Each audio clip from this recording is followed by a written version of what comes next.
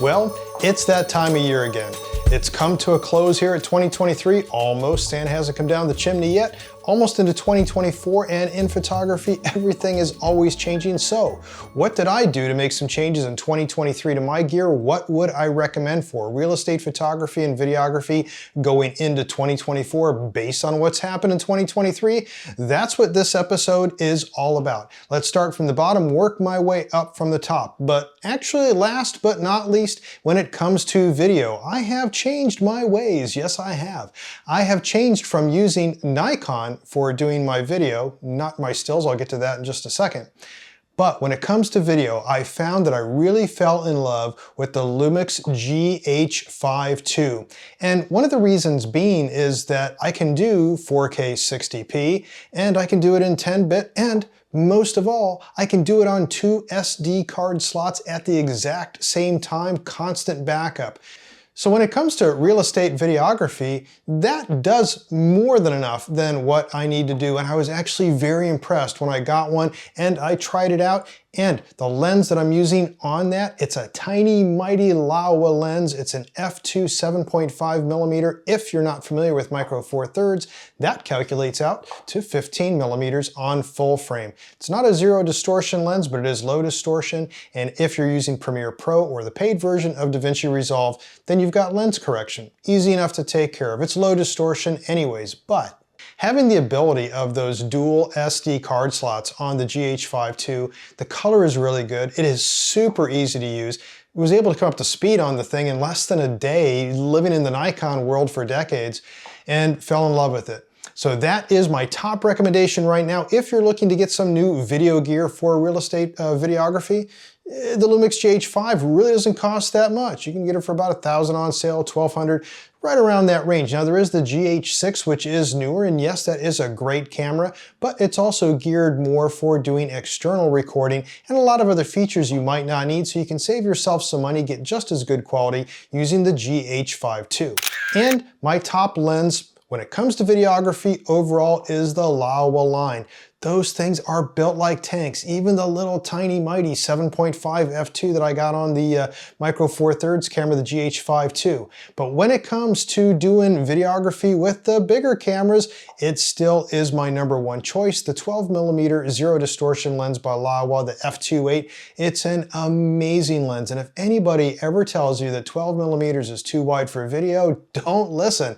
It really is good. You get really great footage because you're holding the camera higher than you would for photos typically, and you're moving. There is nothing wrong with doing 12mm for videography. And when it comes to real estate listings, space sells, and you're really not distorting the space anyways using that 12mm on a full frame or the 7.5 on the micro four thirds, which is the 15mm equivalent if you were on full frame. Yes, they are manual focus lenses, but when you're doing real estate videography, then you should be using manual focus anyways. Now, when it also comes to doing videography, one of my top choices has been, if you are going to use a cell phone, the DJI Osmo Mobile 6 came out this last year. Impressive little gimbal for about 150 bucks. If you're going to be doing reels at all, it's a worthwhile gimbal to have, so at least you can maintain your verticals. Real quick tip here is to use tilt lock on the DJI Mobile 6, the Osmo Mobile 6, and that will make sure that you maintain your verticals. And that's something, by the way, that I'll be teaching in my course on real estate videography. It's coming up. It's going to be released here after the first of the year, so 2024 January, look for that course. And I've got a link to all my other courses, by the way, and that one coming up down in the description for this video. My favorite light, my recommended light when it comes to doing flash photography, for doing flambient for real estate, what is it? It still is the AD200 Pro, but I have fallen in love with the AD300 Pro, and I've been moving away from the AD400 Pro. Reason being, I'm getting older and I don't like carrying a 600 or 400 watt-second light around anymore. And whatever I can do to lighten that load, I'm loving it. So the AD300 Pro, it does have quite a bit of power. The battery won't last as long, but it charges super fast. And quite honestly, when I do need a lot of power, it's usually not for a lot of shots, so I'm able to still use it for most of the day. But my 8200 Pros, those things are workhorses. I use those constantly, and don't be afraid to get the Evolve 200 because that's basically the same light. The Evolve 200 Pro or the 8200 Pro, they're the same thing. They all run off the Godox triggers. And that brings me up to my next point. What is my favorite trigger now this year?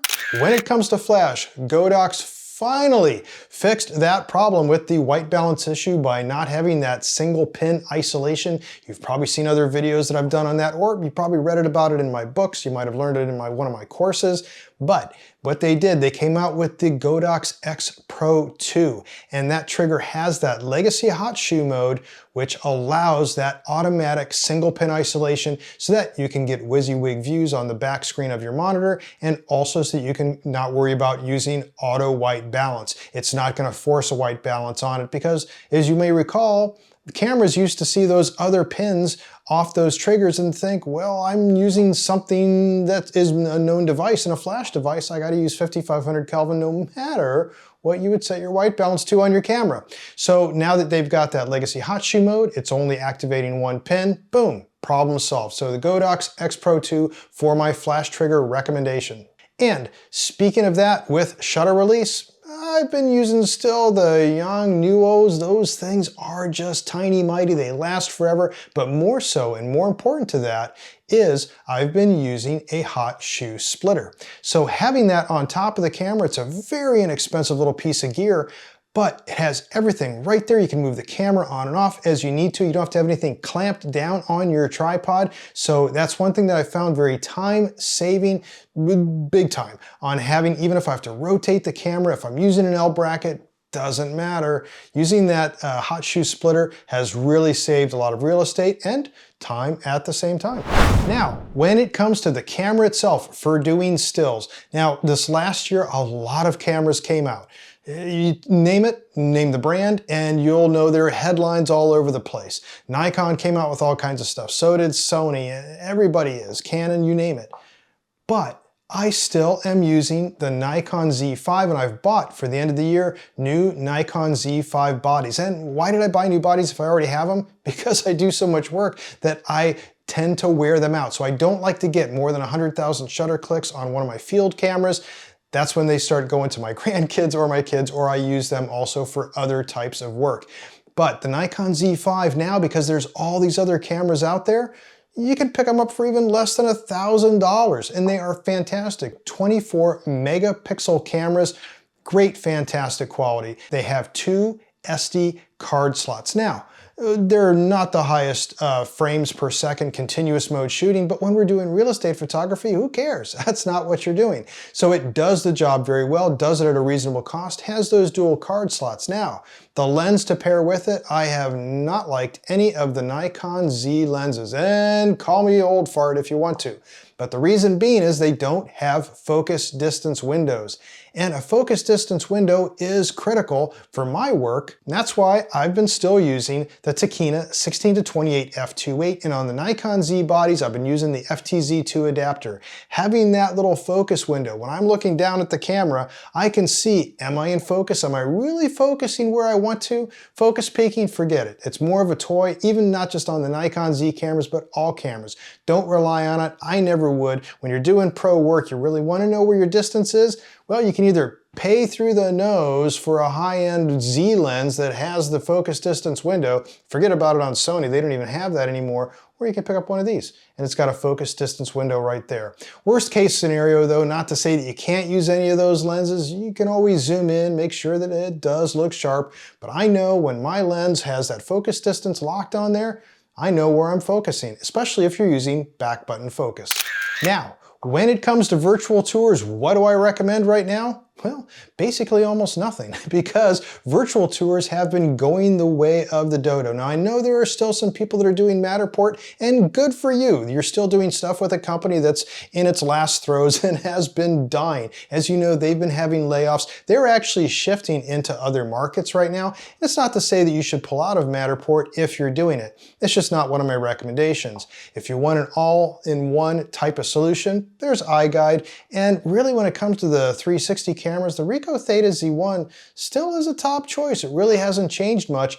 And if you're doing specialty 360s, then any camera with a good fisheye lens, like I show in my book on doing virtual tours for real estate, you would just use that. But that is a piece of media that is slowly losing popularity, so not really in any of my recommendations of rushing out to buy anything when it comes to doing 360 and or virtual tours right now.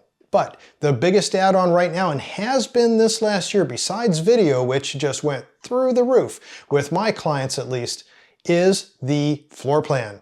Very simple. Cubicasa, $15 per floor plan with fixed furniture, free if you don't have it in the US, that is. But you don't need to buy anything. It's just on your phone. It's pretty easy to do. But if you're looking for upsell opportunities, looking for the add-ons, that would be my highest recommendation right now. If you're gonna do floor plans, take a look at Cubicasa. Now, their 3D stuff, I find them more to be toys. My clients haven't really gravitated toward, but their 2D floor plans, pretty good. Virtual staging is the next one. A lot of stuff has come out. AI has taken everybody by storm. Well, that's if you believe the headlines. But seriously, we're looking at still applydesign.io. These guys have really kept up on their game. They are making constant improvements. They can even do automatic virtual staging for like an extra half credit or so that you pay. But the cost is still low. If I do the virtual staging myself, each image that I upload is only $7.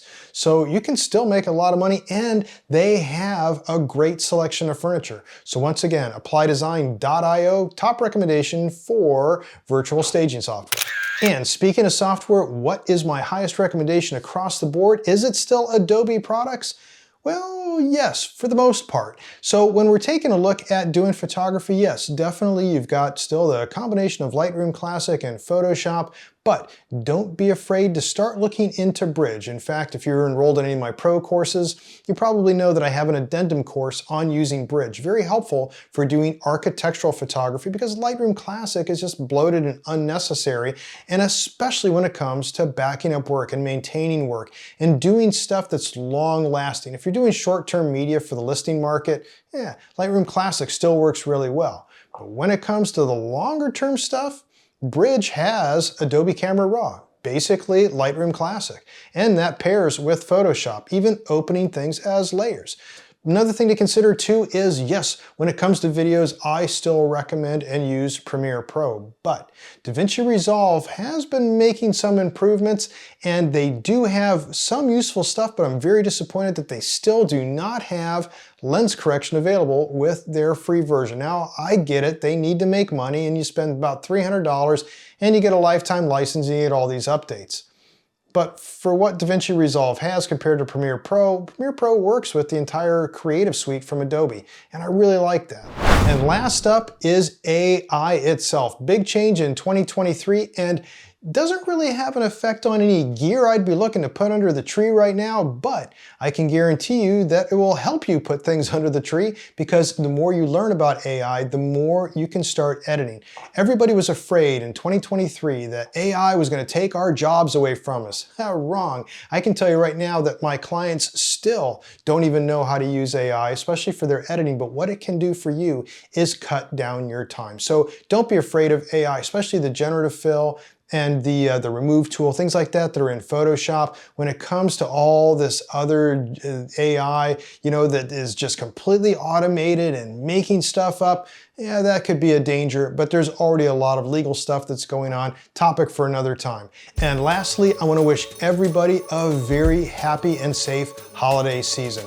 If it wasn't for you, I wouldn't have this channel. If it wasn't for you, I wouldn't have my books and courses. I can't thank you enough. So Merry Christmas, everybody, and a very Happy New Year.